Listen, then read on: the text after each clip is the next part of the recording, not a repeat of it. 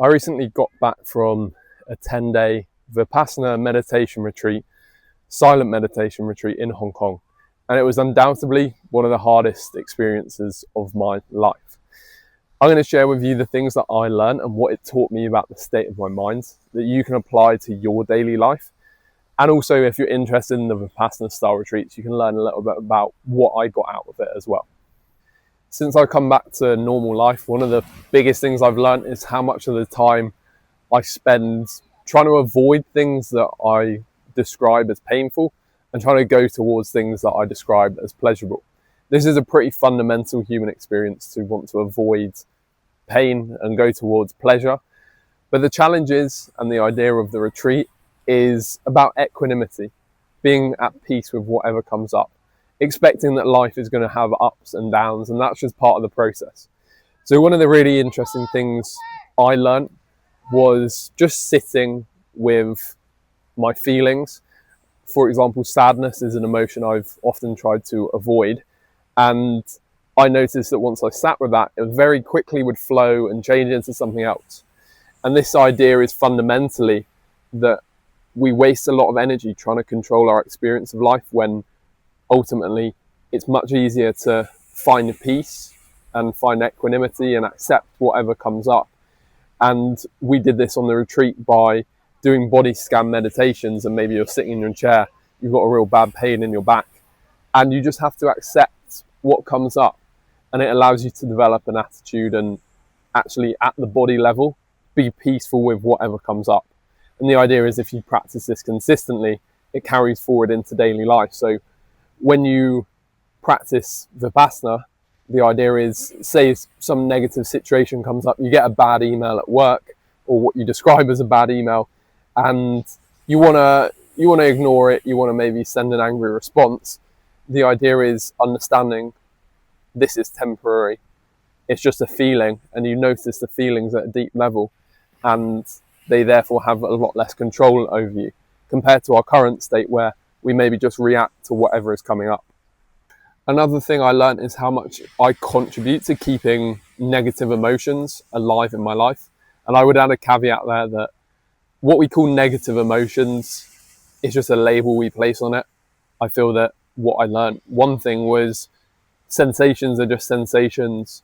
Emotions are just what are there already. We put this negative label on and it doesn't really help us. And it brings us back to this state I mentioned before of trying to avoid what is negative. But I noticed how much with anger, for example, someone stole a piece of my toast and I was really frustrated about that. And I went like this, like mine, I said that. And he reported me to the teacher. And that brought up a lot of anger, a lot of resentment towards that guy whenever I saw him. Because you're not allowed to speak, you have to really be introspective and reflect on what's going on. And I realized I was playing out this image for all like 3 or 4 days of thinking back to this instant wherever I saw this guy. And it's only on like day 8 or something that I recognized I'm keeping this alive by replaying this image. And it was at that point I kind of forgave him and let go of this image and realized how much misery it was causing for me. The same goes with something like sexual fantasy. This was one of my ways of feeling like, oh, I can escape this moment, or I can distract myself from what I'm feeling. But by the end of it, that distraction became misery for me. And I wanted to escape this distraction I was creating in my own mind by fantasizing. And I just realized that some of these things we do in daily life where we think, oh, maybe a bit of anger is okay, I'm like letting this out, or sexual fantasy is okay, it's allowing me to feel distracted and relaxed. It was actually making me really, really tense, really stressed, because I kept having these thoughts. There was no way I could act on them in any way. And yeah, it just made me stressed and miserable. So realizing how when we play out these stories or messages in our head, that often we're creating pain for ourselves. The other thing is about time. We feel that in the West, because we have clocks, because we have this concept of time, that we have some influence over it. We hear this saying when we're younger of time flies when you're having fun. So there's some part of us that believes that we can control time. If we have something we're looking forward to, like a holiday, we think we can speed up time, that by wanting this to happen quicker, we can make it go quicker. When you're there for 10 days, it's such a long amount of time. If you think about it, it's a third of a month. I think 1/36 of a year, that you can't really make it go quicker. And even by day 8, I was thinking this would be a great day because I'm kind of near the end. I've done 80%. I kept having these percentages in my head of how long I'd spent there. The thing was, I still had 2 more days. And if you think about it minute by minute, where you're meditating 10 hours a day, it's still quite a long time. The time doesn't feel like it's going quickly. So that was definitely something I realized, that maybe in day-to-day life, I'm looking forward to the weekend. I'm dreading getting back to work on a Monday, but I can't make the time go faster anyway. I can't make it go slower. So that's just a realization I want to take forward into my life about we can't control time. Another really quick insight I had is in the West, how much time we spend working on finances, thinking about getting a home, thinking about all these material things and things outside of ourselves that make us happy. And the idea of this retreat is when we place our happiness and our peace on external things, it doesn't matter, because we'll just be craving the next thing. We'll be, say we get a house, say we get a nice car. Goenka, the guy who sort of created the courses in the first place, he talks about this idea of getting a Porsche or a nice car, but then we're very attached to it. So we're no longer feeling peace or happiness, because we want to preserve the thing that we describe as mine. And there's a lot about this idea of mine, this is my thing. And that creates a lot of our suffering, because we attach so much to the object that we've described as ours. And I think as well that when we crave something so badly, that you're really in this state where you're craving, you're actually almost addicted to that state of wanting more. And I think this is a big problem with the West. I see this in myself with addiction as well, where I crave different things. And often I noticed this is with sexual fantasy on the retreat, that it was almost like I enjoyed the feeling of craving until I spent enough time to notice that this is actually quite a painful experience. So I think we spend so much of our time living in a state of craving, wanting more, that it keeps us trapped in this cycle of always craving, getting what we want, and then we want something else. And I think it's called the hedonistic cycle, something like that in economic psychology, where hedonistic treadmill, that's the one, where we're always wanting more and more. And really we need to spend more time going back to the surface level, the deep level of who we are, understanding that things come, things go, bad and good. These are all experiences.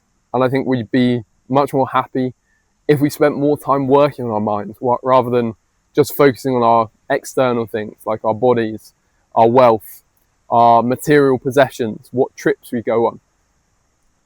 That I think everyone spending 10 days in silence would also learn a lot more about what makes them happy at a deeper level, and how they're creating their own misery in their own life, like how I was.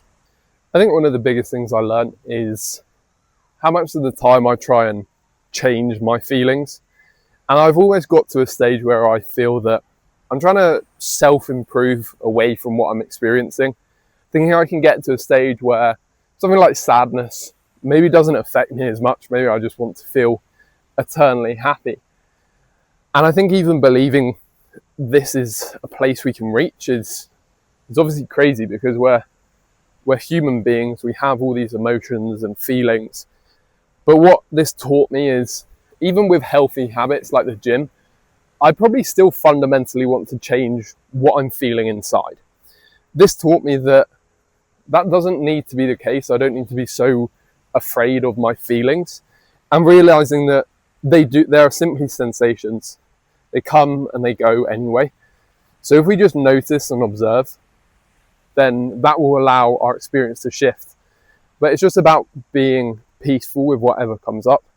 And I saw this one night where, maybe like day 8, so a bit later, I was feeling quite sad in the evening, and I just really focused in on the sensations.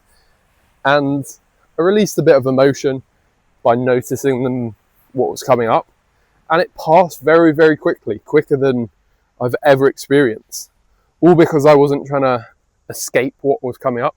I was just peaceful with that experience. And I think so many of us try to run and change our feelings, and I think this is where so many of our issues come from in terms of things like addiction, and that's definitely the case for me. So I think that's the biggest thing I'm going to take away, that what I'm experiencing, I don't need to change, I don't need to run away, because everything is fundamentally coming and going, changing day by day, minute by minute. Before I went, someone mentioned, Max, you're going to have to face your inner child. And I haven't done a lot of that work myself, so I was somewhat skeptical about what that might look like. But it was definitely true. In the first 5 days, I had a lot of memories of childhood come up, things that I hadn't thought about in years, from the ages of like 13, even younger, to like 8 to 15 as the main things, people I'd never thought about. And I think that's really what happens when we're in a state where we remove all our stimulation. Maybe these things come up from when we were younger that we weren't expecting. But you do have to work with this inner child. It was also really interesting. I got to go through all the different emotions that maybe when I was younger, I didn't know how to deal with so well. So things like anger, fear, sadness, shame. And there was one night where I felt a lot of terror. And I used to, when I was younger, I had these night terrors where I'd get really fearful. And my response then would be run to mum and dad to get some comfort. But in this case, feeling this similar feeling, I had to look after myself. I had to talk to myself. I ended up stroking my head, which maybe felt a bit weird for me, but it did give me some comfort. And I think one of the best things about this is accepting everything that came up, thinking that it was part of this experience for me, and not really trying to change it at all. Just knowing this was part of the process, and it gave me a chance to treat my inner child, my younger self, how I wish I would have been able to treat it when I was younger, with compassion, with kindness, with love. And not for 1 minute was I perfect on this retreat. I felt frustration at myself, as we all do, but it did give me that opportunity that I otherwise wouldn't have had. I'm sure it helped me process some of these things from childhood that came up, and I was so surprised to see them come up in my mind. I wasn't really expecting that. So it was a really cool experience to, just experience my inner child, show it some love and support. And although I guess talking to your inner child isn't really what's recommended on the program, I just needed it in that moment. So I'm not going to feel too bad about that. But that was a really interesting thing that came up for me. One thing people ask me is, did you experience kind of a dopamine detox? I think dopamine detox is an interesting phrase. It's more of a social trend. I don't know if it's scientifically backed, that a lot of people are speaking about online. One thing I noticed was once I came out, I felt a real high speaking to friends and family, speaking to people on the course. And I think that's probably when we remove all this stimulation for so many days, these quite natural things can give us a high. I also, after that, noticed like a low though. So that kind of reinforces this idea of we have highs and we have lows in life, and they're kind of unavoidable. As a side benefit, I spent a lot less time thinking about work. I barely thought about work over the course of the 10 days. And I spent a lot more time thinking about friends and family. So that was a really interesting side benefit of taking this time away from things like phones, technology, work. So that was really nice to experience. The final message I'd probably leave you guys with is, whenever we're achieving and trying to do something in life, it's all about having an important why, a clear reason why you're doing something. For me, I was doing this to face my emotions, which I feel I've always somewhat ran away from. The emotions I label as negative, things like sadness and anger. And if I didn't have that, I wouldn't probably have got through it, because it was a really hard experience. And I think there were so many things in life where maybe we just give them a go without having a clear why behind them. There were 3 guys on our course of about 20 people who left on day 3 or 4, and I don't know the reason for them. There's multiple reasons, but I'm guessing one factor can be not having clear why as to why they were doing this, because so many things in life we maybe just go into with maybe 50% commitment, and I think that's because we're not always sure why we're doing certain things. Maybe we just follow social trends, do what other people are doing, and then it's easy to drop out of them. And one of the guys I spoke to actually left at the start, he didn't always seem to have a complete certainty as to why he was doing it, and perhaps that's the difference between the people who got to the end and those who didn't. And I mean, that's a sweeping statement. I would have liked to have spoken to the guys who left and got a reason on why they did leave, but I think it's just a reminder that if we have a why, it's going to be easier to get through the challenges we face in our lives. So I hope this video was helpful. Please share it with someone who may benefit from this message, and I will see you on the next one. Goodbye.